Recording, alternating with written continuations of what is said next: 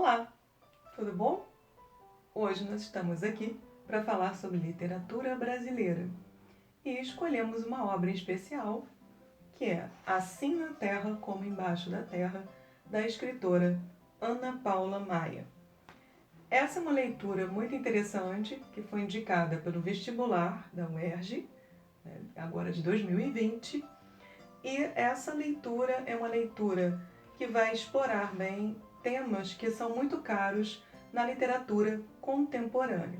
Pensando sobre a literatura contemporânea, nós vemos que há algumas tendências dessa literatura, como, por exemplo, uma ênfase nos personagens que estão à margem da sociedade.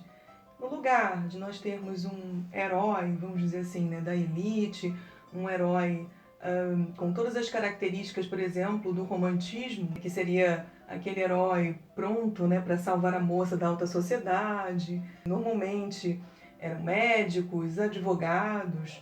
Nós temos nessa literatura uma ênfase exatamente nas pessoas mais simples, e inclusive alguns vão chamar até a obra da Ana Paula Maia como uma espécie de saga dos brutos, porque sempre vão aparecer homens de uma classe mais baixa e que são violentos, e que, na verdade, eles se enquadram em dois eixos importantes. Ou são caçadores ou são coletores. Então, dentro dessa poética da Ana Paula Maia, vamos dizer assim, por que poética? Porque os romances de Ana Paula Maia vão tratar praticamente de temas muito parecidos, muito importantes, Inclusive reutilizando personagens. Há personagens que aparecem num determinado livro, como esse daqui, vou dar um exemplo, Bronco Gil, e o Bronco Gil também aparece num romance anterior de Ana Paula Maia, que é esse romance de Gados e Homens. Antes da gente começar a falar propriamente da literatura de Ana Paula Maia, a gente tem que falar um pouquinho da própria Ana Paula Maia. Ela é uma jovem escritora, nascida em Nova Iguaçu, portanto é uma escritora fluminense, e ela ganhou já muitos prêmios, incluindo prêmios importantes, como o Prêmio São Paulo de Literatura, exatamente por esse romance aqui, Assim na Terra como Embaixo da Terra. Ana Paula Maia, ela estreia na literatura com um livro chamado Habitante das Falhas Subterrâneas, em 2003, e a partir daí ela vem desenvolvendo uma estética muito voltada para essa questão, principalmente dos personagens de lugares, vamos dizer assim, mais pobres, e principalmente desempenhando funções que estão à margem da sociedade, aquelas funções que a sociedade tem como funções inferiores, cargos que as pessoas não gostam muito de desempenhar, como, por exemplo, coletores de lixo, coletores de cadáveres, homens que trabalham no abatedouro, matando porcos, caçadores, que vão caçar javalis ou outros animais. Enfim, esses homens são principalmente os personagens de Ana Paula. Dentro dessa literatura contemporânea, um outro tópico que Ana Paula trabalha bastante é a questão dessa literatura do caos e da crise. Normalmente são situações limítrofes, Essas pessoas estão sobrevivendo em ambientes marcados por muita violência. Então, por exemplo, este livro aqui, o ambiente em que ele vai se passar é exatamente uma colônia prisional.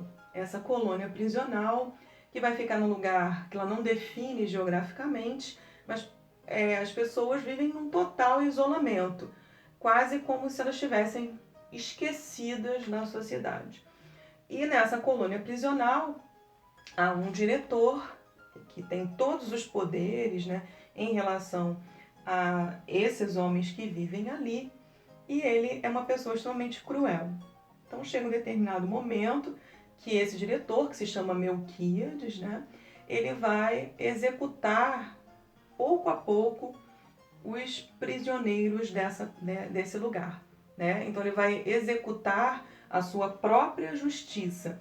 Então essa ideia de que diante de um mundo de caos e de crise, em que não há lei, em que não há justiça, os homens fazem justiça com as próprias mãos. Então Tem até, inclusive, uma epígrafe que é bem interessante nesse romance, né? Que é uma epígrafe de um personagem, que é o personagem principal, que é o Bronco Gil. Né? Então, lembrando que Bronco Gil, a Ana Paula vai se inspirar, né, num personagem de cinema, que vai ser conhecido como Bronco Bill, né? Que é típico do faroeste norte-americano, né? E ela se inspira muito na obra do Sérgio Leone, que é um diretor de cinema que vai ficar muito conhecido, como por exemplo Era Uma Vez no Oeste e outros filmes de Bang Bang. Né? Então, inspirada nessas histórias, né, dos valentões lá do Velho Oeste, Ana Paula Maia vai ambientar, né, suas histórias em espaços muito semelhantes aqui ao espaço brasileiro, mas sem definir que estado é esse, que lugar é esse. Né? Então ela não chega a dizer que cidade essa prisão se localiza. Né? Então a epígrafe do livro é o próprio Bronco Gil, que vai falar um pouco, né, do que é liberdade. Afinal, o que é liberdade? No fim, somos todos livres, porque no fim estaremos mortos. Então, é uma visão, né, muito violenta sobre a vida e sobre a questão da liberdade, quase como se os homens fossem condenados aqui no mundo a serem sempre servos e oprimidos, né, por um determinado sistema. E principalmente esses homens, eles só conseguem sobreviver à base de muita violência. Né? Um autor que vai inspirar Ana Paula Maia na escrita desse livro é exatamente o Kafka. O Kafka vai escrever um conto chamado Na Colônia Penal, em que ele vai mostrar essa mesma violência, né, do diretor ali daquela colônia, principalmente a questão da própria tortura, essa tortura que pode ser física, psicológica. Né? Uma outra questão também que aparece muito intensamente nos romances de Ana Paula Maia é sobre essa relação do homem com o animal, ou da própria vida um tanto animalesca que os personagens de Ana Paula Maia vão levar. Então não é à toa que na capa do livro a gente tem esse javali aqui, né, que é símbolo desse animal selvagem, né, violento, né, que toma todo o espaço, né? Muitas vezes ele pode virar até uma praga em determinados lugares, a ponto de ele devastar plantações. Né? É muito comum aparecer na capa dos livros de Ana Paula imagens de animais. Né? Então, por exemplo, o último livro dela tem um abutre, esse livro de gados e homens, né, tem um boi, né, porque a história se passa no abatedouro. Então, os romances de Ana Paula tendem a enfatizar essa relação também violenta do homem com os animais. Ela tem um outro romance, né, Entre Rinhas de Cachorros e Porcos Abatidos, que é um dos personagens preferidos da Ana Paula Maia, que é o Edgar Wilson. Né? Ele trabalha num abatedouro e frequenta também rinhas de cães. Né? Então essa vamos dizer assim, a diversão, né, do Edgar Wilson.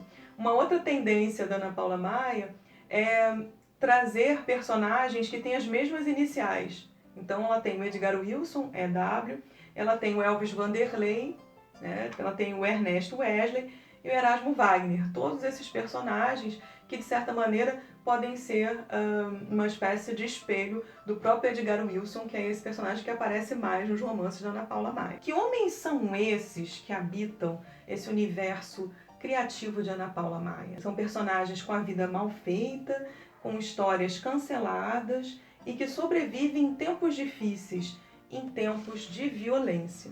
Para que a gente possa assim finalizar a nossa fala aqui sobre o livro da Ana Paula, eu vou ler um trecho exatamente mostrando um pouco dessa visão, que é uma visão extremamente cruel, né, desse diretor dessa colônia penal. Melquíades destranca o armário de armas e gira devagar a cabeça de uma parte a outra, conferindo seu pequeno arsenal bélico. Diariamente confere as armas. Na prateleira superior, ao lado de caixas de munição, estão 3 granadas, uma ao lado da outra. Passa a mão na cabeça lisa e assim seca algumas gotas de suor. Sente-se doente, consumido, mas inquebrantável. Na parte interna da porta do armário bélico, há uma foto dele com o pai ao lado de um javali morto. Melquíades, ainda muito jovem, segura uma espingarda e o pai um facão. São muitas lembranças, quase todas de sangue e vísceras, e era nos momentos de caçada que realmente se aproximavam um do outro. Do pai resta apenas um pequeno exemplar da Bíblia, que carrega no bolso uniforme. Do outro lado dos muros não resta nada. Pela janela observa a quietude do pátio. De um limite a outro não há movimentação alguma. Executou toda espécie de sordidez humana. Não se apieda de criminosos, nem dos livres nem dos condenados. Aprendeu com o pai, um ex-policial, que o melhor lugar para se manter um bandido é debaixo da terra.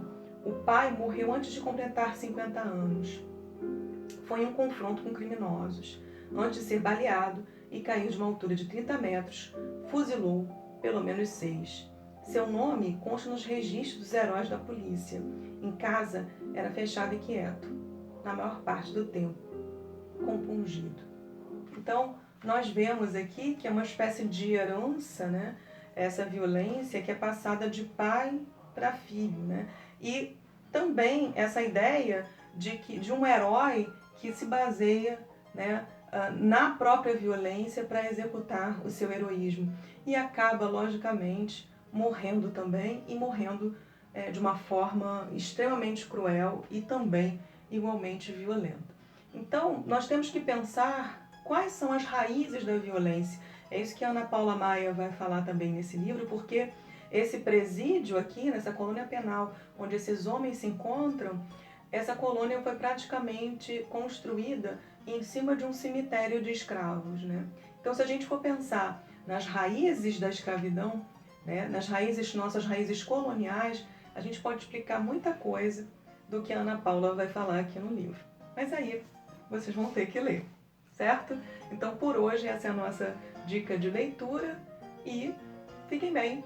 Boa noite.